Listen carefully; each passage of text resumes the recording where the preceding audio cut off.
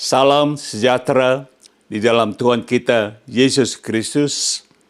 Kami dari Great Commission Gospel Ministry, dalam bahasa Indonesia Pelayanan Injil Amanat Agung. Dan kami berlokasi di Los Angeles, California, USA atau Amerika Serikat. Dan nama saya ialah Pendeta Cornelius Ritial. Saudaraku, sekali lagi kita akan bersama-sama mendengarkan dan juga menyimak firman Tuhan yang terambil dari Alkitab. Tapi sebelum kita mendengarkan firman Tuhan hari ini, mari kita bersama-sama berdoa. Bapa di dalam surga, terima kasih atas hari ini, hari yang baru.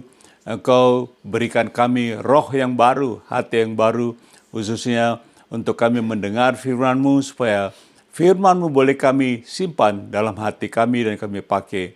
Oleh sebab itu hamba berdoa, Tuhan, kiranya kuasa Roh Kudus-Mu memenuhi hati kami, khususnya hamba, supaya setiap kata-kata yang keluar dari mulut hamba sementara hamba berbicara, semua dikuasai oleh Roh Kudus. Di dalam nama Tuhan Yesus Kristus, hamba telah berdoa, dan kita semua katakan, Amin. Amin. Jadi saudaraku, sebelum saya berikan judul, kita akan baca note dulu. Satu note saya taruh, yaitu semua orang, katakan semua orang. Semua orang yang dipimpin Roh Allah atau Roh Kudus adalah anak Allah. Amin. Amin. Itu terambil dari Roma 8 ayat 14. Artinya, kalau hidup kita sehari-hari tidak, katakan tidak. Kalau hidup kita tidak dipimpin oleh Roh Kudus, Roh Allah atau Roh Kudus, maka kita adalah bukan anak Allah. Amin. Jadi kalau kita dipimpin, kita adalah anak Allah. Kalau kita tidak dipimpin, berarti kita bukan anak Allah atau bukan orang Kristen.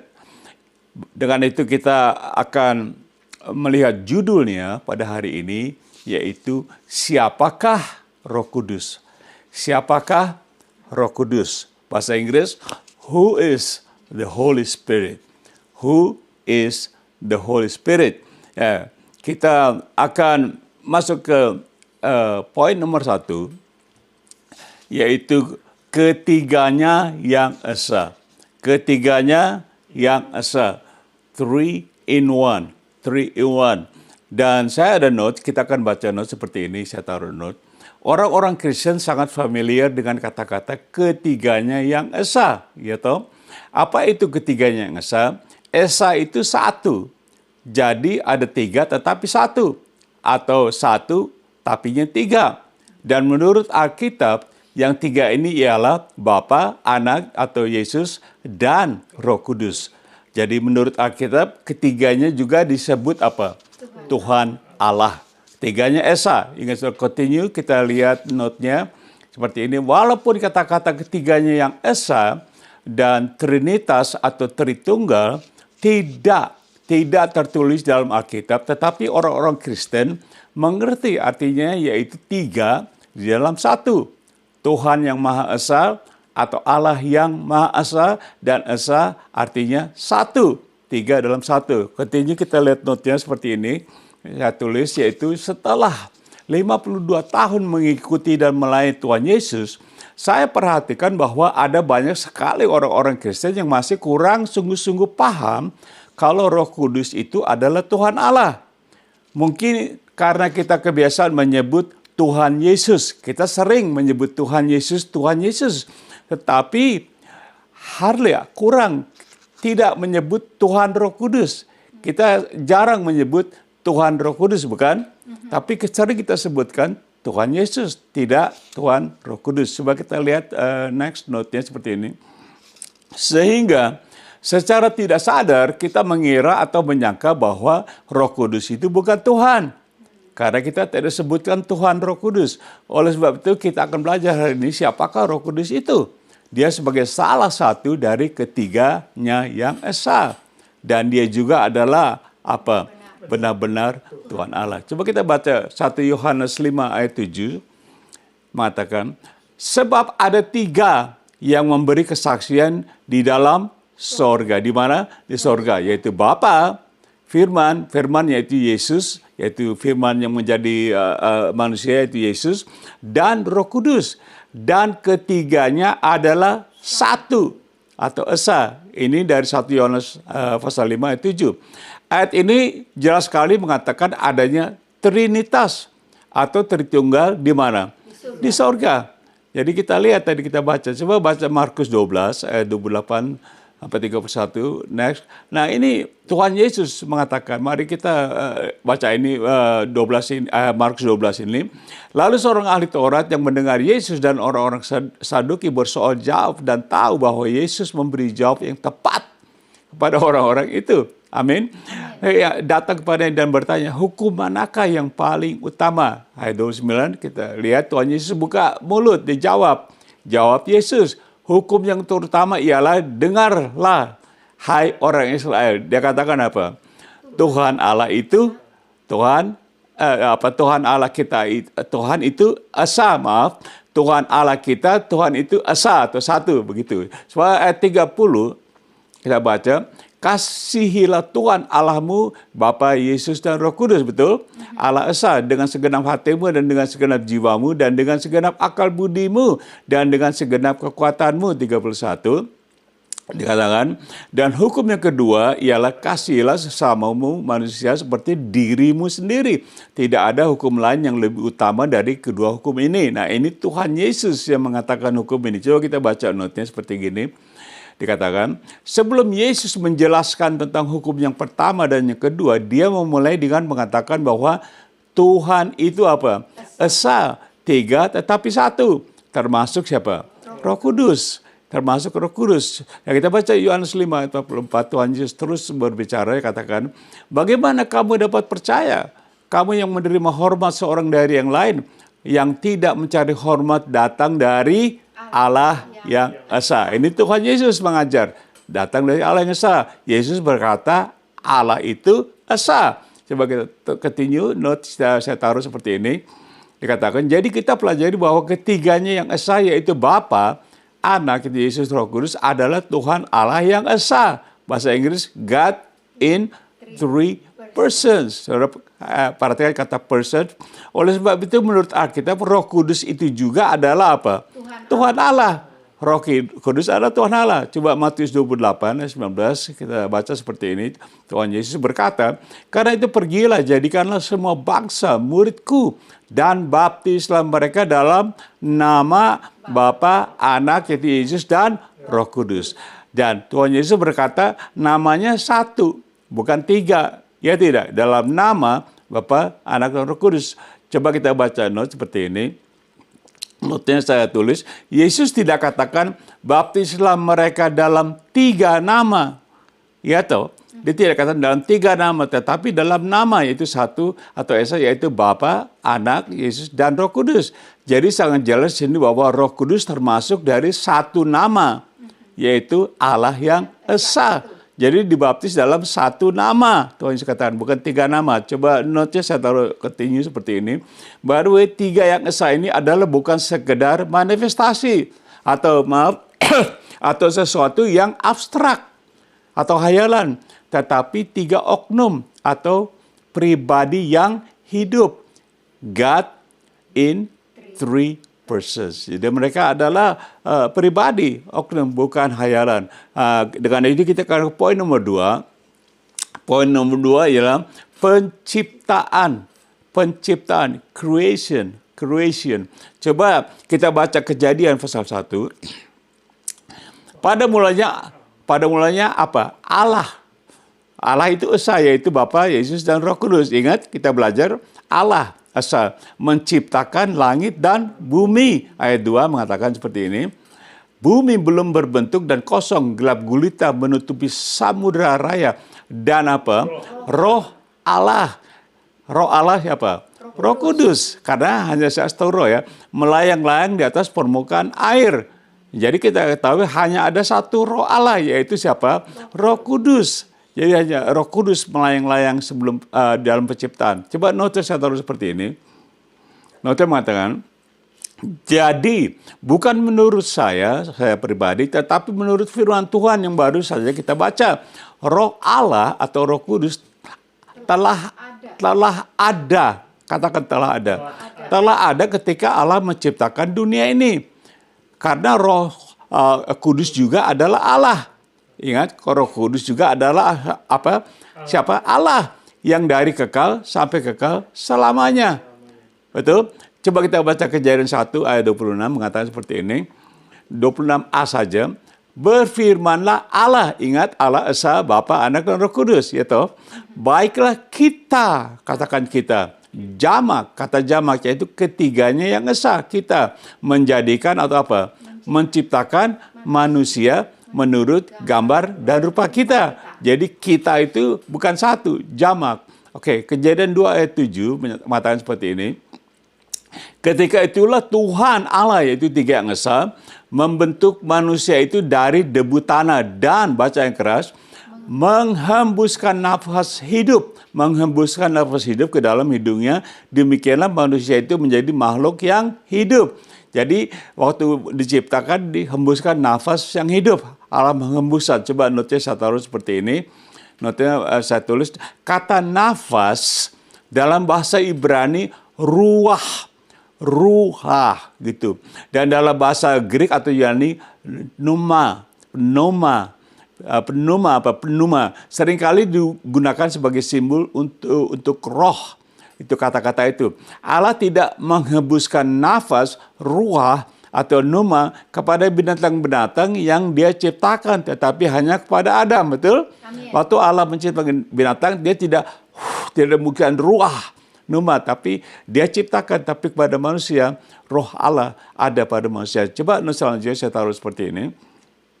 Jadi, menurut gambar dan rupa kita, Tuhan katakan menjadi ciptakan serupa kita, bukan berarti bahwa Allah menciptakan Allah yang lain. Ngerti? Dia tidak menciptakan Allah yang lain serupa kita, tetapi Allah menciptakan manusia yang tidak diciptakan seperti binatang, melainkan Allah menghembuskan nafas hidup, ruhah, atau pneuma ke dalam hidungnya. Dan manusia memiliki hidup apa? Kerohanian untuk berfellowship dan apa? Menyembah Allah. Betul? Binatang tidak menyembah Allah. Betul?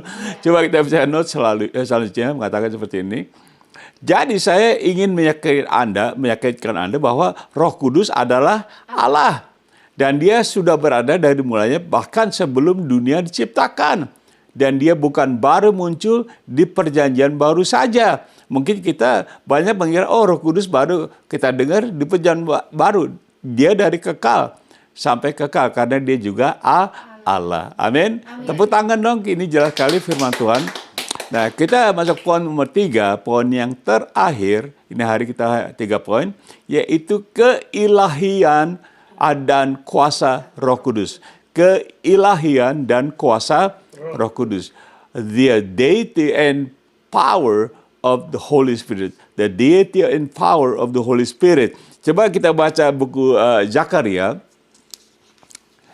Zakaria bagian 6b saja, pasal 4 ayat 6b. Tuhan berfirman, ini Tuhan berfirman. Bukan dengan keperkasaan dan bukan dengan kekuatan, melainkan dengan apa? Rohku. Firman Tuhan semesta alam. Ini Tuhan berfirman. Jadi hanya ada satu roh Allah. Kita baca betul. Tuhan kata rohku, ya ada satu roh Allah, yaitu Roh Kudus. Yang adalah Allah juga. Amin. Jadi Allah berfirman bukan dengan kekuatan, perasaan dengan Roh Kudus. Ini jadi satu kekuasaan Roh Kudus, betul. Coba kita lihat contoh cerita Ananias. Nah, ceritanya tentang Ananias yang bukan mendustai manusia, tetapi mendustai Allah, yaitu Roh Kudus. Dan sekitar itu juga putuslah nyawanya atau dia mati. Kita baca ceritanya, Kisah Para Rasul 5 ayat 3-5. Dia katakan seperti ini. Tetapi Petrus berkata kepada Ananias, mengapa hatimu dikuasai iblis sehingga engkau mendustai siapa? Baca pelan-pelan. Engkau mendustai siapa? Roh Kudus. Ingat, dikatakan engkau mendustai Roh Kudus dan menahan sebagian dari hasil penjualan tanah itu. Coba baca ayat 4. Perhatikan baik-baik. Selama tanah itu tidak dijual, bukankah itu tetap kepunyaanmu?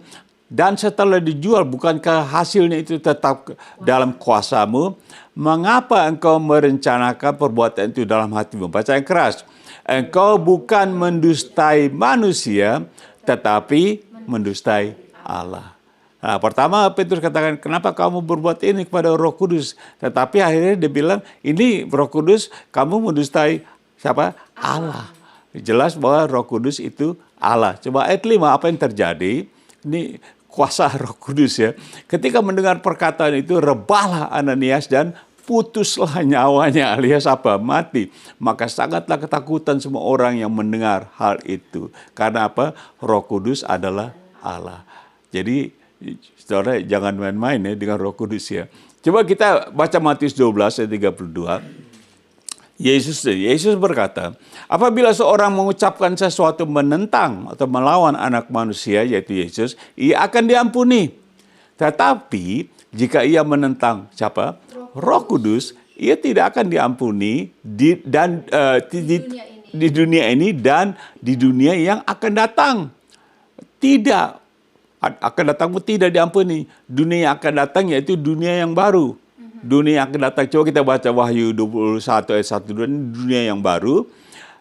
Kata Yohanes. Lalu kata Yohanes, dia ada penglihatan. Melihat langit yang baru dan bumi. Yaitu dunia yang baru. Sebab langit yang pertama dan bumi yang pertama, yaitu dunia sekarang ini, telah berlalu dan laut pun tidak ada lagi. Ayat 2 baca. Apa bumi yang baru? Dikatakan oleh Yohanes, dan aku Yohanes melihat kota yang kudus, Yerusalem yang baru, turun dari sorga. Dari siapa? Allah Trinitas, yang berhias bagaikan pengantin perempuan yang berdandan untuk suaminya. Ya, inilah bumi yang baru yang dimaksudkan tadi. Kalau saudara berdosa Roh Kudus, saudara nggak lihat ini, nggak masuk. Sebuah kota yang sangat apa? Cantik.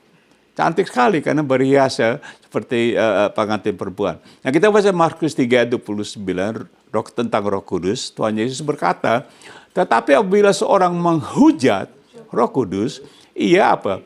Tidak mendapat ampunan selama-lamanya dan tidak akan masuk tadi bumi yang baru, melainkan akan bersalah karena apa? Berbuat dosa apa?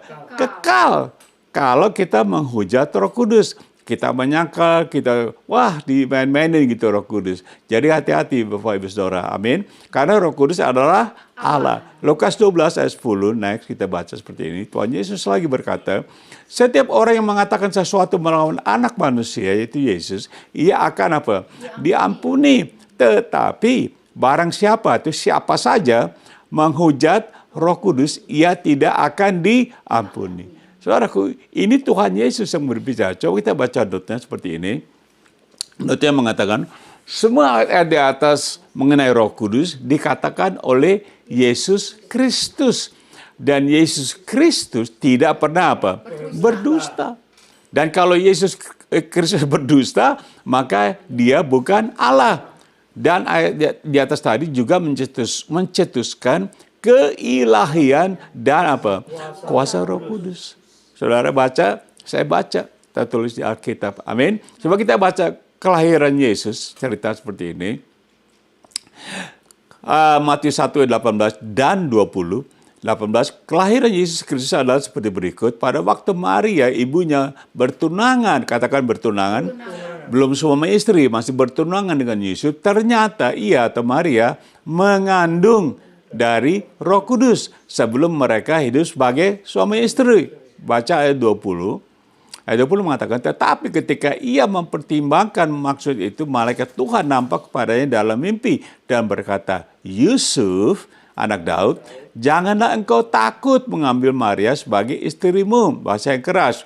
Sebab anak, yaitu Yesus, yang di dalam kandungannya, kandungan Maria, adalah dari Roh Kudus. Betul? Jadi Maria mengandungi Tuhan Yesus dari Roh Kudus. Coba kita baca note, saya taruh note seperti ini.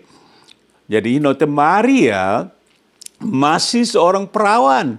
Kira-kira dia berumur 14-16 tahun ketika dia mengandung Yesus. Dan Maria, katakan, Maria tidak pernah apa?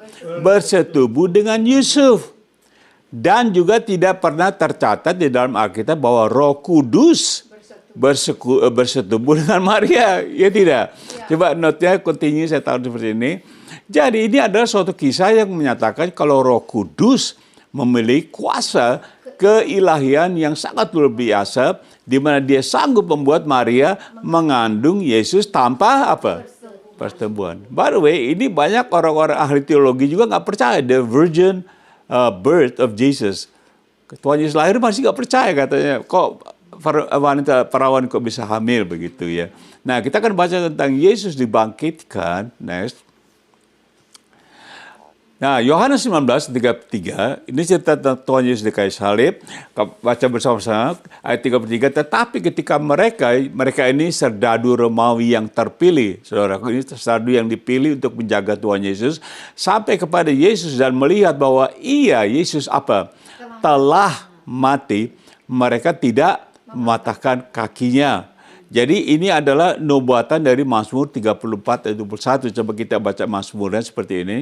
Dia katakan di kitab Mazmur, itu Tuhan melindungi segala tulangnya, itu tulang Yesus, tidak satupun yang patah. Jadi ratusan tahun sudah ditulis di kitab Mazmur. Coba kita baca notnya seperti ini. Notnya mengatakan, Yesus tidak pura-pura mati. Seperti banyak orang bilang, oh dia nggak mati, pura-pura mati. Tetapi serdadu Romawi yang persis berada di bawah kaki salib Yesus melihat dengan mata kepala mereka sendiri bahwa Yesus sungguh-sungguh telah mati. Sehingga apa? Mereka tidak mematahkan kaki Yesus.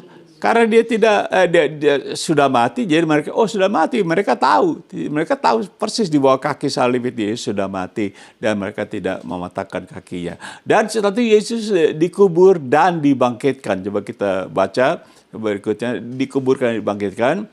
1 Korintus ayat 15:34, kesaksian Rasul Paulus.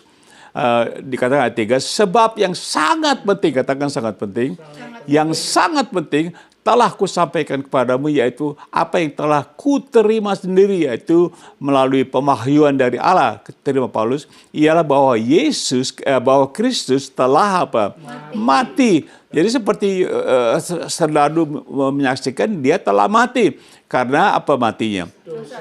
Matinya karena dosa-dosa kita sesuai dengan kitab suci. Ayat 4 mengatakan seperti ini, bahwa itu Yesus telah apa?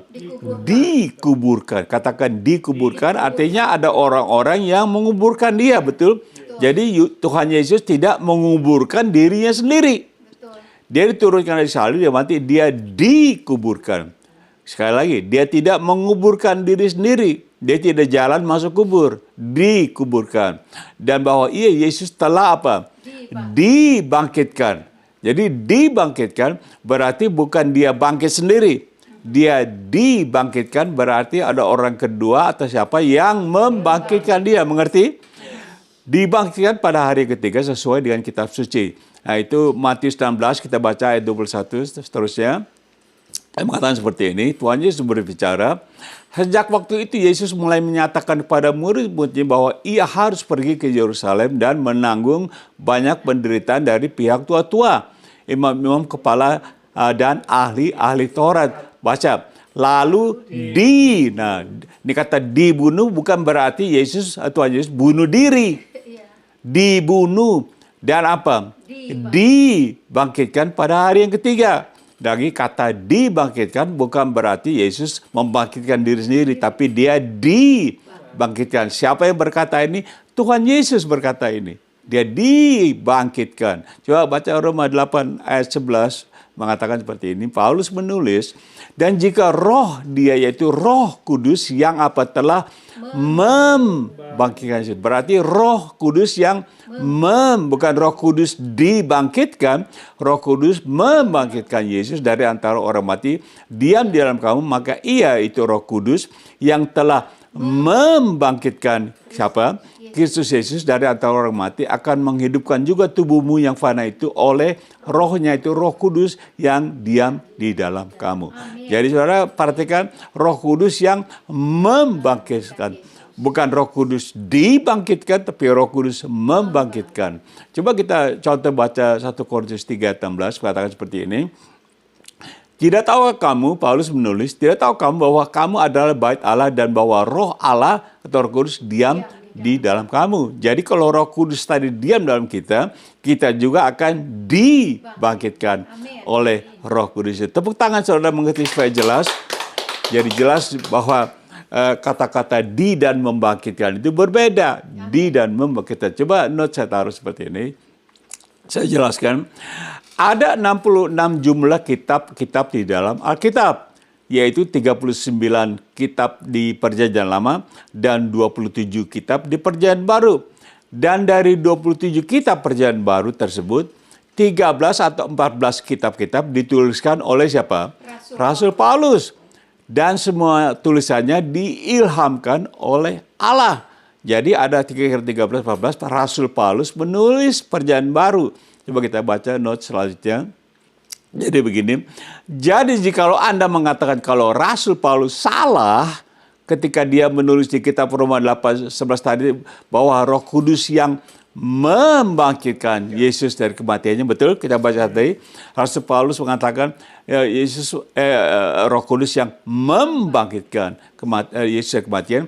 Mengapa Anda harus percaya kepada semua kitab-kitab lain yang ditulisnya? Betul. Kalau kita satu ayat ini tidak percaya tulisan Paulus, kenapa kita yang 13-14 Alkitab ini kita percaya? Aneh. Bahkan kita pakai untuk khotbah, kita pakai untuk renungan. Kita percaya kitab yang lain, tapi satu ayat ini ditulis Paulus di buku Roma, kita nggak percaya. Berarti jangan dibaca buku Roma. Jangan diperhatikan karena Paulus tidak sungguh-sungguh menulis ini. Bohong dia, salah dia. Iya toh. Jadi coba kita baca note continue. Seperti ini. Saya sungguh percaya maksudnya kalau anak SMP pasti mengerti peribahasa arti kata di dan mem. Anak SMP mengerti. Contoh, saya dipukul kamu dan saya memukul kamu. Betul? Dipukul berarti kamu yang memukul saya. Betul? Saya dipukul oleh kamu. Tapi kalau dan memukul berarti saya yang memukul. Saya dipukul kamu, saya memukul kamu.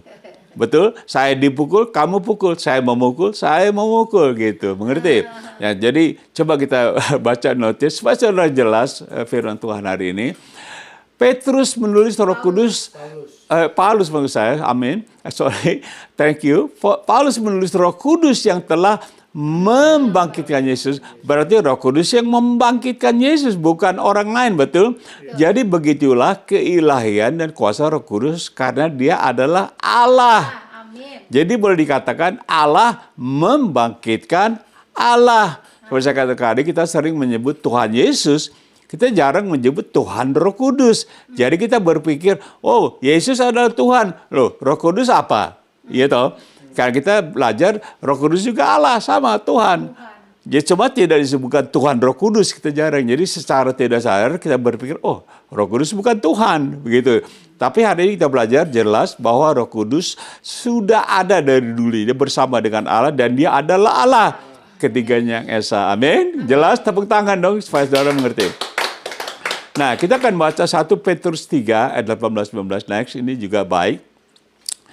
Petrus menulis, sebab juga Kristus telah mati sekali. Matinya berapa kali? Sekali untuk segala dosa kita. Ia yang benar untuk orang yang tidak benar, supaya ia membawa kita kepada Allah.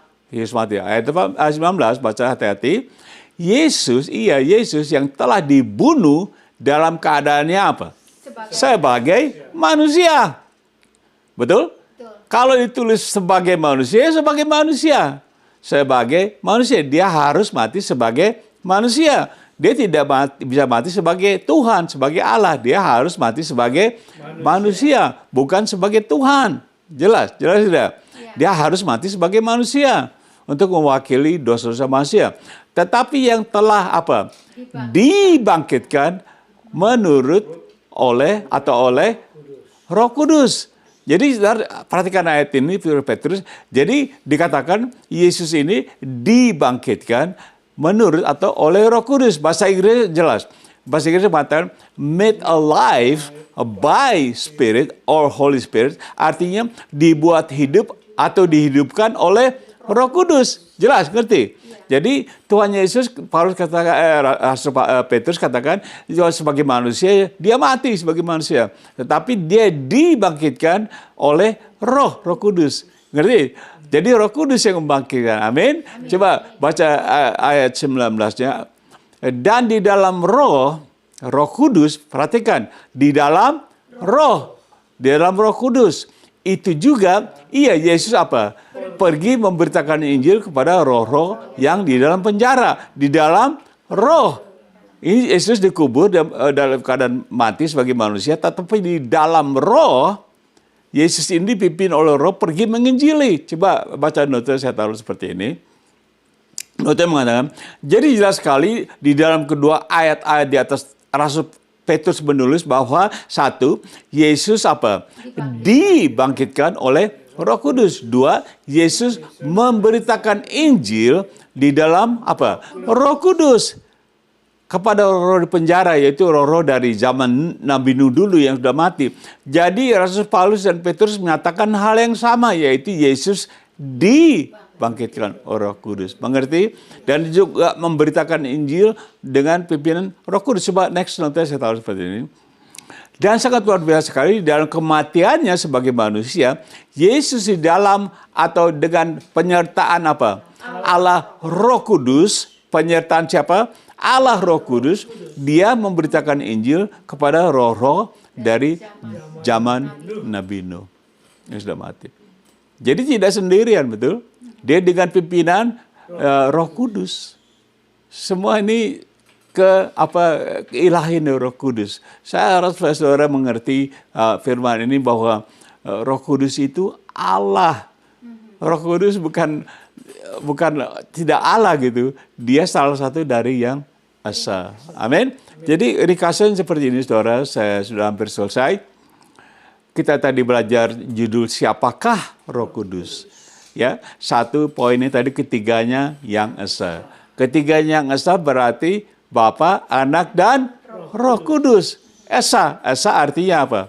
Satu. Jadi mereka satu, tapinya tiga. Begitu. Saudara boleh pusing sampai dunia kiamat, saudara nggak bisa ngerti. Kita nggak bisa ngerti. Tetapi dijelaskan oleh kita bahwa ada Trinitas di surga.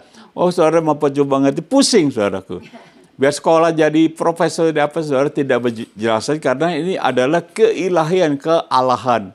Dan kita tidak bisa mengerti. Dan dua tadi kita belajar tentang penciptaan, dari mana Roh Kudus sudah ada. Betul? Tadi kita belajar. Dan tiga tadi baru kita belajar keilahian dan kuasa Roh Kudus. Amin. Tepuk tangan dulu dong sampai sini supaya kita semangat. Jadi aplikasinya saya taruh seperti ini. Satu, Alkitab telah membuktikan bahwa Roh Kudus adalah Allah. Siapa yang membuktikan? Alkitab. Bukan Cornelius Trithiau, bukan saya, saudaraku. Alkitab membuktikan bahwa Roh Kudus adalah Allah dan dia adalah satu dari ketritunggalan Allah. Dan ketiganya satu, artinya yang satu tidak lebih rendah atau lebih tinggi dari yang lain, ngerti? Amin. Jadi ketiganya Allah. Tidak bisa bilang, wah Roh Kudus lebih rendah dari Yesus. Tidak bisa. Atau Yesus dan Roh Kudus lebih tinggi dari Bapa. Semuanya sejajar, setingkat. Karena ketiganya adalah Allah yang esa. Mengerti? Ya. Jadi saudara tidak bisa mengatakan satu lebih tinggi, satu lebih rendah dari yang lain. Ketiganya Maha Esa dan Maha Kuasa. Artinya yang satu tidak lebih atau kurang kuasanya dari yang lain. Kuasanya sama. Bapa, Anak, dan Roh Kudus sama, saudaraku. Tidak berbeda karena ketiganya adalah Allah yang esa. Satu dalam tiga kepribadian. Next saya taruh aplikasi seperti ini. Jadi itu adalah suatu kekejian bagi Allah. Kekejian bagi siapa? Allah. Kalau kita mengatakan bahwa Roh Kudus bukan Tuhan Allah. Ngerti? Kalau ada orang dia bukan Allah, dia hanya Roh Kudus. Bukan, itu kekejian. Atau blasphemy, bahasa Inggris blasphemy, yang memiliki kuasa. Roh Kudus bukan Allah yang memiliki kuasa. By the way, menurut kisah para Rasul 2:1-4, Roh Kudus lah yang memulai dan memberi kuasa kepada siapa? Gereja. Atau zaman Kristus Yesus, di mana Yesus sekarang duduk di sebelah kanan Allah Bapa di surga. Yesus di surga, saudaraku. Dia di surga. Dia terus bilang, lebih baik aku pergi supaya sampai datang Roh Kudus. Jadi Roh Kudus sekarang ini yang diberi kuasa kepada gereja-gereja. Termasuk saudara saya. Siapa? Roh Kudus. Karena Tuhan Yesus duduk di mana? Di sebelah kanan Allah Bapa di sorga. Betul? Oke, terus supaya kita mengerti. Coba ketiga, aplikasi next. Ada banyak lagi ayat-ayat lain dalam Alkitab yang membuktikan bahwa Roh Kudus adalah Tuhan Allah. Satu dari Trinitas. Dan sebagai Allah, dia memiliki apa? Kuasa yang sangat dasar. Tadi kita belajar tentang Ananias. Yang keempat, aplikasinya mengatakan seperti ini. Maaf, saudara, kita kata yang terakhir. Saya taruh seperti ini. Siapakah Roh Kudus? Menurut Alkitab, sekali lagi, menurut apa? Alkitab dia adalah salah satu dari Tritunggal dan Allah yang penuh kuasa. Ada amin, tepuk tangan saudara mengerti belajar ini.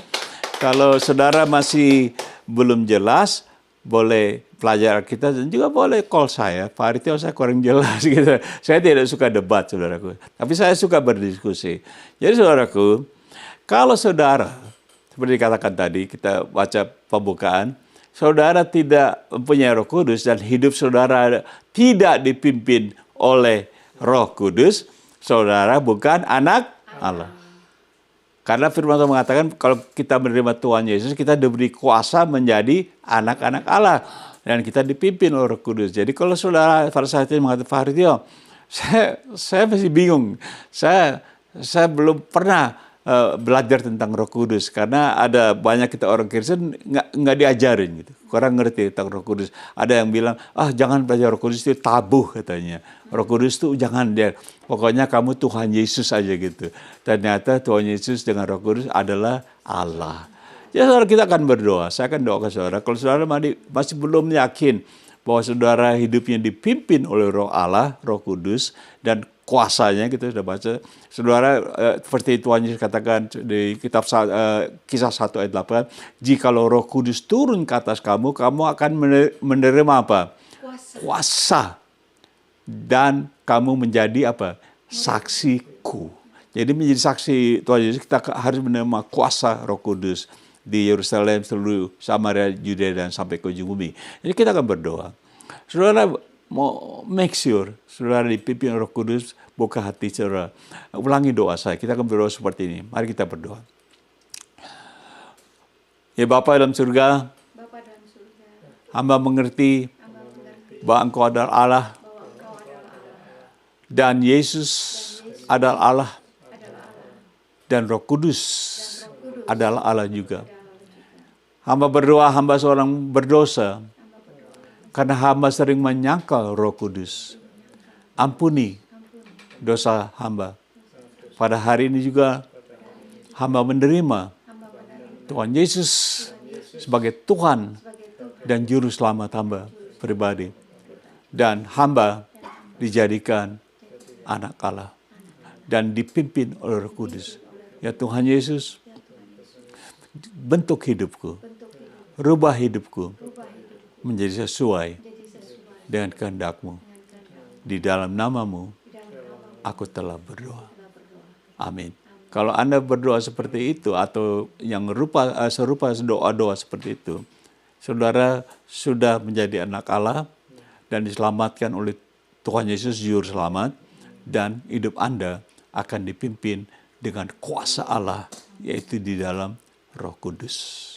Jelas kita katakan anak-anak Allah dipimpin Roh Kudus. Saya akan mengadakan doa berkat. Mari kita angkat tangan kita semua dan saya akan berdoa. Kiranya kasih Allah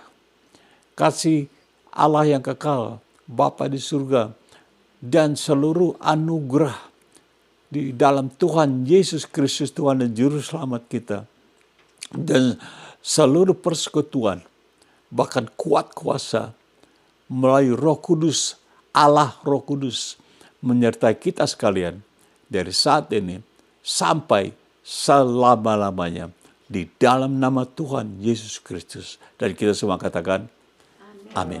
Amin. Jadi saudaraku, demikianlah hari ini firman Tuhan dan semoga kita bertemu, berjumpa lagi di waktu akan datang. Sekali lagi mempelajari Alkitab. Jadi saya dengan ini mengatakan goodbye. God bless you.